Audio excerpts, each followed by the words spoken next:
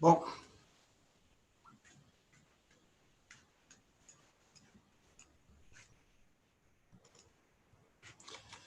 estamos aqui de volta. Deu alguns pepinos aqui no agendamento da transmissão aqui do GGN 20 horas. Então, deu alguns probleminhas aí que acabamos fazendo aí umas 2, 3 chamadas que foram em falso, mas agora estamos começando efetivamente. Primeiro, vamos partir aqui para o nosso levantamento de hoje, compartilhando essa tela aqui. Vocês olham aí, hoje, 749 mortes. Aquela previsão de que em breve você vai ter 1.000 mortes por dia está próximo aí. Né? Um jogo macabro aí. Aqui são os índices de isolamento social. Estão caindo. Estão em 43,4 aqui, ontem 43,7. Então, são dados que mostram aí esse problema sério que está ocorrendo com esse isolamento. Vamos tentar entender um pouquinho aí. Hoje nós vamos estar sem a Mariana. A Mariana está meio gripada lá, está sem voz. Então, eu vou tentar dar conta aqui dos comentários e da apresentação. Bom, essa questão da saúde versus economia. Votou essa discussão. O presidente da República é uma coisa complicadíssima. Você pega a questão da cloroquina, você podia estar tendo uma discussão racional, ele joga aquela polarização maluca. Então, qualquer discussão racional, quem é a favor da cloroquina, é a favor do Bolsonaro, quem é contra, ele alimenta essa polarização. E outra polarização maluca entre esse negócio do isolamento e do fim do isolamento. Hoje ele montou aí uma reunião no Palácio, o Paulo Scaff levou uns 50 empresários lá, e os argumentos... Depois o Paulo Scaff deu uma entrevista. Veja bem, gente, quando a gente fala do subdesenvolvimento, um dos aspectos centrais do subdesenvolvimento é a absoluta superficialidade das opiniões públicas. O sujeito é presidente de uma federação das indústrias, da mais importante de São Paulo. Tem assessores, tem uma baita estrutura lá, assessores para todo lado. Olha os 2 argumentos que ele brande em favor aí do fim do isolamento. Primeiro, todos os países já estão falando em retomada. Nenhum país, quando a curva está ascendente, fala em retomada.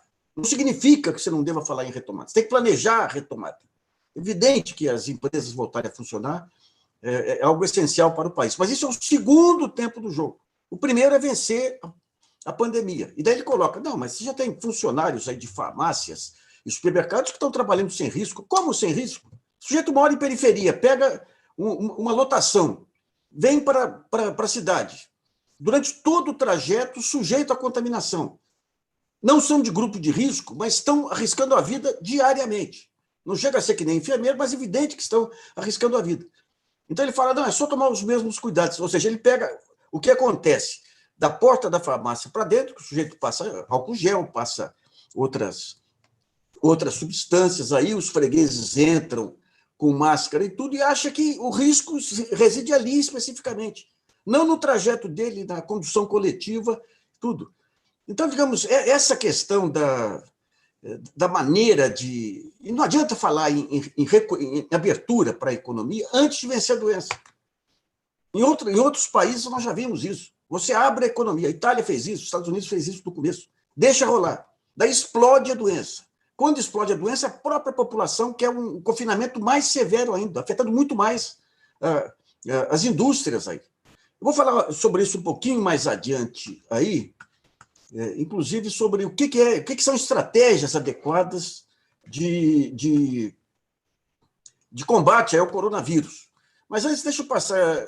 Hoje nós fizemos um conjunto de entrevistas bem interessantes aí, que eu vou passar rapidamente aqui para vocês terem uma noção. Mas antes, mais um trecho da entrevista que eu fiz com o Collor sobre um episódio muito controvertido na época, muito misterioso na época, que foi a aproximação dele com o Leonel Brizola. Ele tentou se aproximar com o PSDB, não deu certo. Daí o Alcemir Guerra, que era o ministro da Agricultura, tentou uma aproximação com o Brizola, foi massacrado na época. Mas é interessante essa parte do depoimento do Collor aqui. Acompanhe.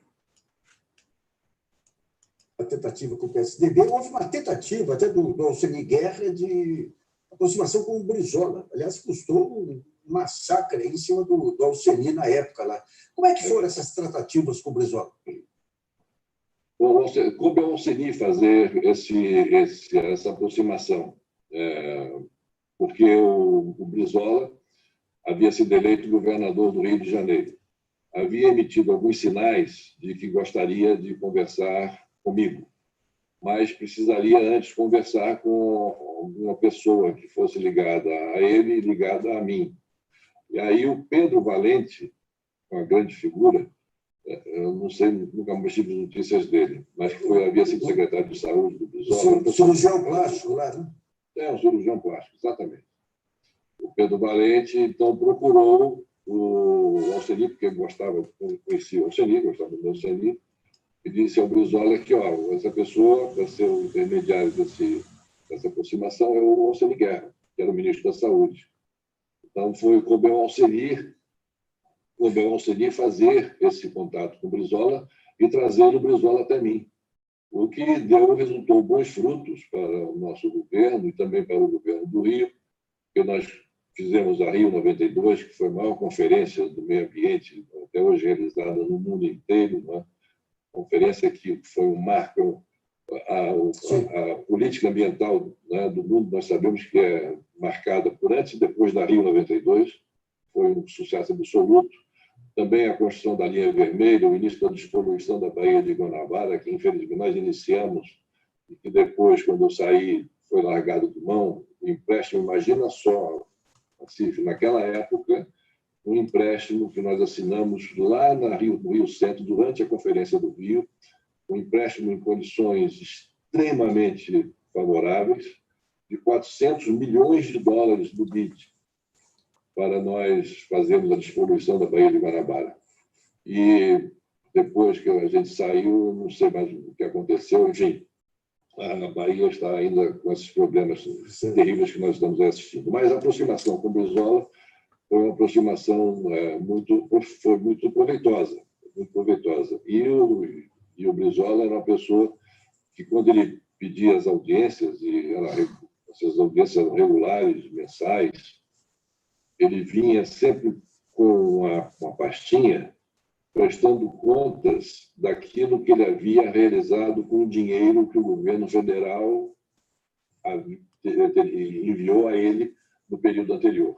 Ele vinha não somente com um cronograma físico-financeiro, mas vinha também com fotos do dia anterior do estágio em que as obras se encontravam. Então, ele era muito meticuloso nisso, e eu fiquei muito bem impressionado com a capacidade do Brizola de dar atenção à aplicação dos recursos públicos. E a ele também eu devo um gesto muito importante, que na última audiência que eu tive com ele, tratando desses mesmos assuntos, da nossa relação, e tudo relações institucionais. Ele saiu, eu levei até a porta do gabinete, e quando eu ia fechando a porta, ele disse: "Não, presidente, mais um minuto." Aí eu entrando, eu falei: "Quer sentar, Ricardo?" "Não, aqui em pé mesmo." Nós fechamos a porta, encostados assim, próximo na parede, próximo da porta. Ele disse: "Olha, eu queria lhe fazer um pedido. Aqui não está o governador, nem o político Leonel Brizola, aqui está o cidadão Leonel Brizola, falando daquela forma que todos nós conhecemos, bem espaçada, com aquele sotaque bem particular. Não está aqui o cidadão Leonel Brizola. Eu venho de longe, de muito longe, acompanhei essa política ao longo desse tempo todo, não sei quantos anos, acompanhei o doutor Getúlio. O doutor Getúlio sofreu uma campanha como essa que o senhor vem sofrendo. O doutor Getúlio não aguentou e deu fim à sua própria vida. Eu quero lhe pedir, como cidadão, no Leonel Brizola, presidente, resista, resista, resista. E os olhos dele começaram a marejar, os meus também, e até hoje eu me emociono com isso, porque nos momentos seguintes sempre me vinha à memória essa mensagem do Brizola. Mas isso causou uma dificuldade com o doutor Roberto. que eu gostava demais do Dr. Roberto, muito, por essa ligação que vem lá com meu pai, desde criança acostumado a convivermos, né? Da minha idade, o Dr. Roberto tinha um filho chamado Paulo Roberto, que era da minha idade.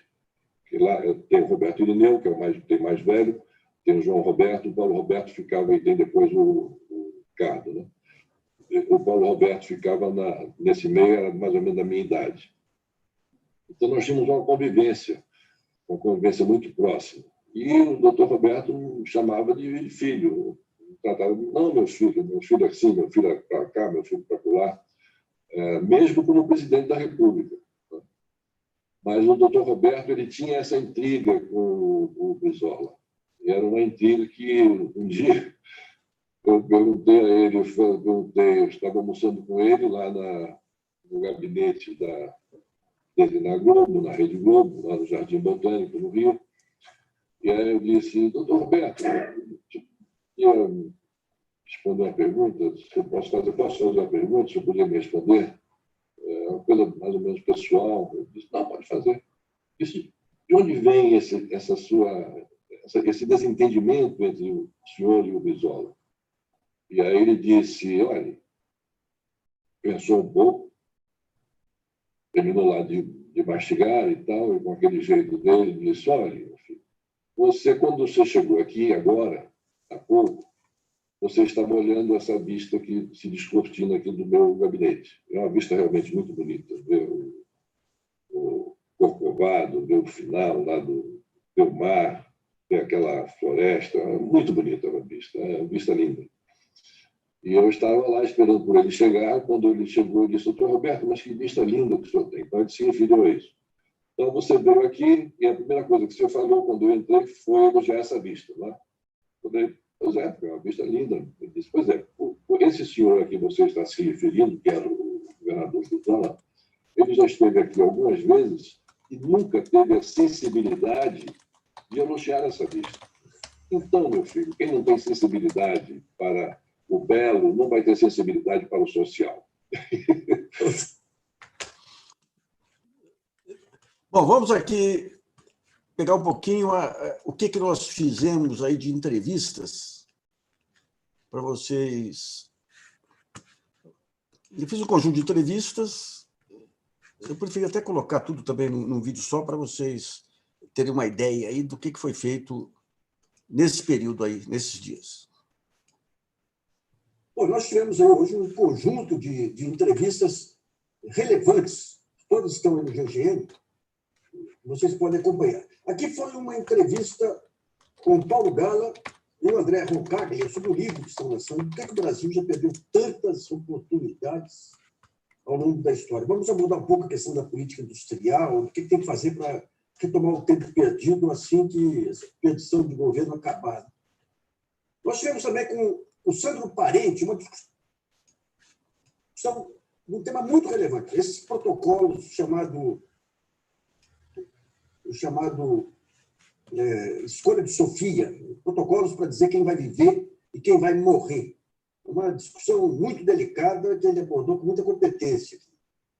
Aqui com o Rafael Valim nós abordamos essa questão desse decreto, essa medida provisória que isenta de responsabilidade o funcionário público que cometa erros grosseiros. Tem explicações bem relevantes aqui do Rafael Valim sobre um ponto central.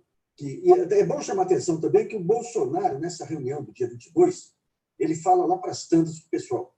Se eu cair, cai todo mundo. E vai muita gente aqui ser processada por homofobia. Ele sabe que está na marca do pênalti assim que sair do governo. Aqui, nós tivemos aqui com o Pedro Fernando Neri. O Pedro Fernando Neri é um economista que teve participação relevante nas discussões sobre a reforma da Previdência, a favor da reforma. E eu pedi para ele abordar as chamadas leis de teto aí que condicionam o orçamento público. Tanto a lei do teto quanto uma nova medida que surge aí, que é o teto da pobreza. Também uma discussão bem interessante. Esses são os dados para você acompanhar aqui das nossas entrevistas. Bom, deixa eu pegar um pontinho aqui antes da gente voltar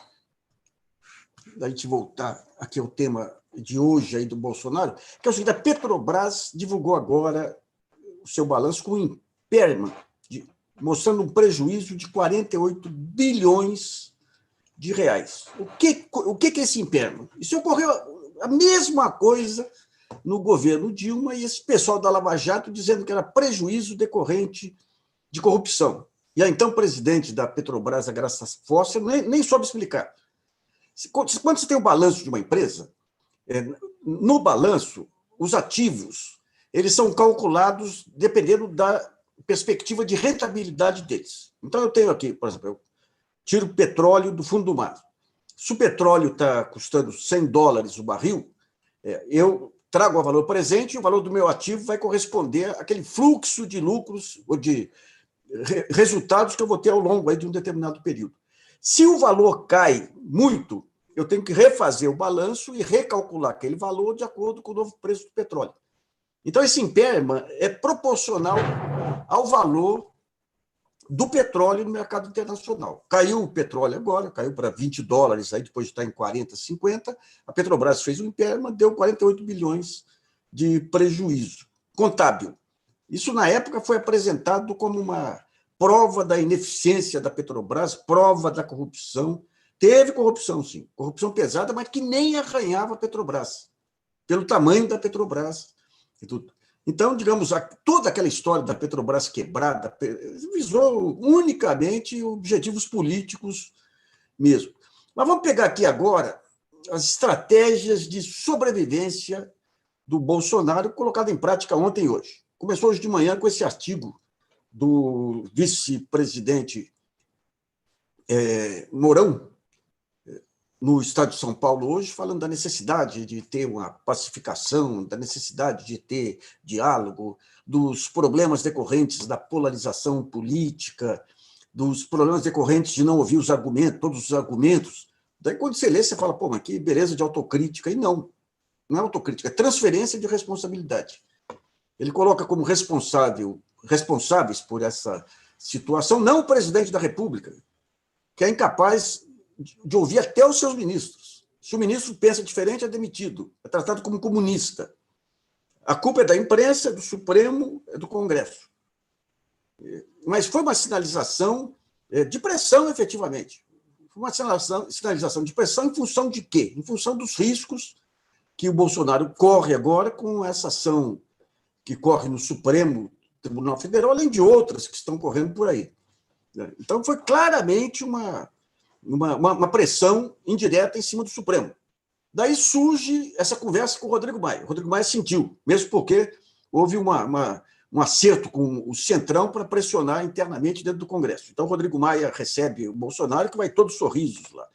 O Bolsonaro ele sai, entra no Palácio com tratamento cortês para a imprensa, impressionante, uma educação que nunca mostrou nesses dias todos. E daí tem, como ninguém é de ferro, tem essa reunião com os empresários, onde ele declara guerra aos governadores. Guerra aos governadores. E é interessante outros vazamentos aí que teve da fatídica reunião lá do dia 22, lá em que o presidente da Caixa Econômica Federal teria dito, se algum governador prender uma filha minha e colocar no camburão, eu pego uma das minhas 15 armas e vou para a linha de frente. É um bando de imbecis que segue o que o mestre fala. Daí vem o Entraub, porque o Supremo é 11 filhas da puta. Daí vem a Damares, tem que prender os governadores. Então, digamos, toda essa tentativa de mostrar uma civilidade extemporânea do Bolsonaro hoje está ligado a essa estratégia contra essas ações aí que correm contra ele no Supremo. E outro ponto interessante também é o tal da extensão desse auxílio de emergência a 72 mil militares. O alto comando não estava sabendo. Tanto não estava sabendo que, quando soube, soltou uma nota aí condenando essa medida. Quer dizer, qual foi a jogada dele? Se fortalecer junto à base das Forças Armadas. Se fortalecer junto à base das Forças Armadas. Ao mesmo tempo em que as séculas lá em Brasília anunciam, fazem vaquinha para treinamento de guerrilha. Então, digamos, essa cegueira de que é excesso de imaginação supor que o Bolsonaro possa partir para uma situação dessa aí é cegueira absoluta, né? Cegueira absoluta. Então, digamos, vamos pegar um pouquinho aqui as questões sem a Mariana. Perguntaram de novo, cadê a Mariana? Alguém pedindo para melhorar o áudio, vamos ver se melhora aqui. A Mariana hoje está meio adoentadinha aí, então vai ficar... O Guetter melhora essa Mariana, mas ter presidente que pensam grande, isso vai demorar. Eu acho que vai demorar ainda, viu? Porque esse negócio do Mourão mostra que você tem... Não adianta, aquilo que a gente falou, né? Provou da carne fresca, deu carne fresca para o leão. Então, digamos, esse fato de jogar no poder civil, que não vem de agora, né? Vem já do Temer, vem do receio lá atrás com a justiça de transição, é um horror, né? Aqui a Laís Lemos falou, o Alcine Guerra foi quem deu verdadeiramente pedaladas. Tem a história da compra de 15 mil bicicletas superfaturadas. Laís, eu acompanhei bem isso na época. Isso foi uma jogada da Globo infame. Eu não sei como que o Alcine virou depois, mas o Alcine, ele foi um ótimo prefeito em Pato Branco, foi um ótimo ministro. Eu lembro, na época, quando eu vi aquele exagero da imprensa, a minha irmã cobria a Marinês política em Brasília. Eu liguei para ela, falei, Marinês, como é que é o Alcine? Ele falou, se tiver que colocar minha mão no fogo por um parlamentar aqui em Brasília, é pelo Alcine. Ele foi massacrado, inclusive tem aquela charge, até de um amigo meu lá no Globo, terrível. Ele com a bicicleta parada, ele e o filho sentado no meio-fio com máscara de assaltante. O que fizeram com ele foi uma infâmia. Eu defendi na época, um dia estou dando uma palestra em Curitiba, estou no hotel, daí o porteiro falou, tem um senhor na rua querendo falar com você. Eu falei, ele não pode entrar? Não pode entrar. Eu fui lá, era o Alcine, envergonhado, não queria nem entrar lá no saguão para agradecer a defesa que eu tinha feito dele lá. Foi um horror. O Arthur Ferreira pergunta, esse artigo do Mourão não foi apenas para marcar posição junto aos 30% dos bolsonaristas irredutíveis? Tomara que seja. Eu acho que foi mais para marcar posição de tentar intimidar o Supremo e tentar chamar a solidariedade aí de outros companheiros de farda. Isso é complicado aí, sabe? É complicado esse jogo militar. Não adianta, você abre as portas aí para voltar.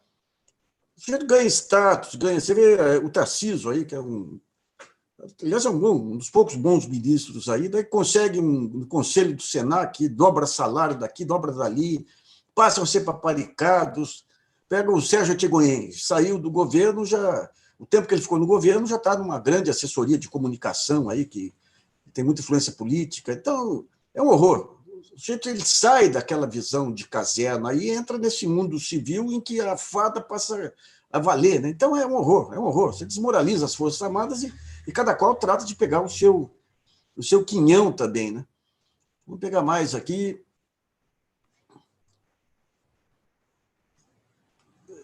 Bom, tem um conjunto de... O André gostou da entrevista com o Collor. Eu estou até falando com o Collor para ver se a gente faz um segundo tempo aí dessa entrevista, porque tem muita coisa interessante aqui. O Birajara manda falar para a Mariana, que é fã dela. Eu também sou, viu, Birajara? E o Jaime diz que acredita que o calcanhar de Aquiles são os filhos dele. É só ir atrás deles. Aquilo não é mais nem calcanhar, aquilo lá já é uma coisa enorme já, né?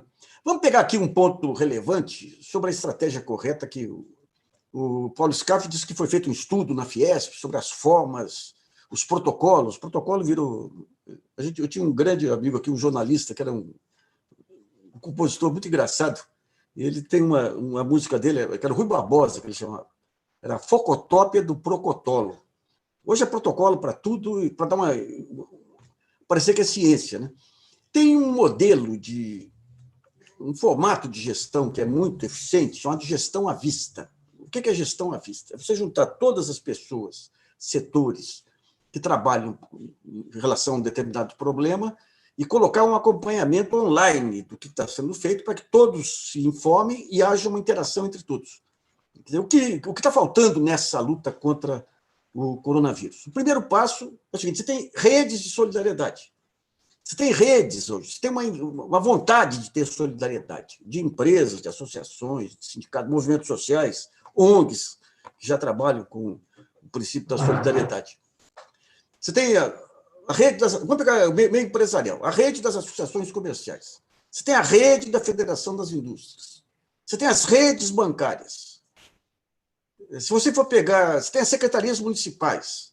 Você tem as redes públicas, os bancos públicos, Receita Federal. Em suma, o Brasil inteiro ele é mapeado com essas redes. Então, o que é necessário? Então, você tem as redes, você tem a solidariedade. O que falta? Falta um mapeamento da doença e das necessidades. Eu estava conversando hoje em casa aqui, você tem uma região lá do sul de Minas que tem um hospital com 10 leitos de UTI para atender uma região toda. Hoje não tem nenhum caso lá. Mas se começar a aparecer o caso, você tem uma situação de emergência.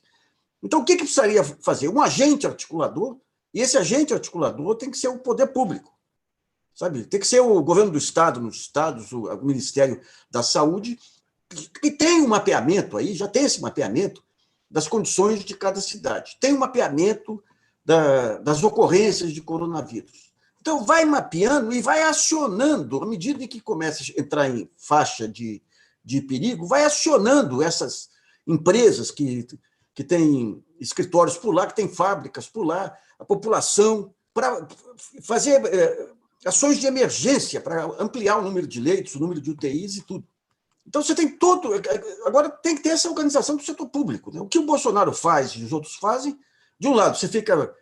O Dória aqui, ele fica em cima dessas medidas de isolamento, que são relevantes, mas como é que é a periferia hoje? A gente ouve falar muito vagamente aí que estão aumentando as contaminações de periferia. Onde? Quais as condições lá? Daí você ouve que uma empresa tal está oferecendo 5 mil cestas básicas, não sei para onde. Tudo difuso, tudo espalhado. Então, a gestão pública, o grande papel do gestor é ser o coordenador. O gestor é o ator principal. Ele tem contato com as empresas, deveria ter contato com as associações de bairro, deveria ter contato com os movimentos sociais, com os conselhos de participação, com a rede de agências bancárias, com os bancos, e, a partir disso, você faz a articulação e joga a questão da solidariedade para levar para essas zonas de perigo, aí, levar esse atendimento de emergência. Então, você tem muita coisa que tem disponível. Aqui é um baita país. Você tem os institutos de pesquisa aí fabricando respiradores, você tem indústria têxtil que pode ser mobilizada para fabricar máscaras. Tem conjunto, mas se não tiver essa coordenação e não tiver a visibilidade, mas por que você não tem? Porque você vai despertando. Eita vida, deixa eu pegar aqui, que hoje está. Você vai despertando, vai dispersando toda a discussão para essa loucura aí de se é isolamento, se não é isolamento, governador xingando o prefeito xingando. Aliás, aqui não, mas governador xingando presidente xingando governador. É um país muito medíocre, né?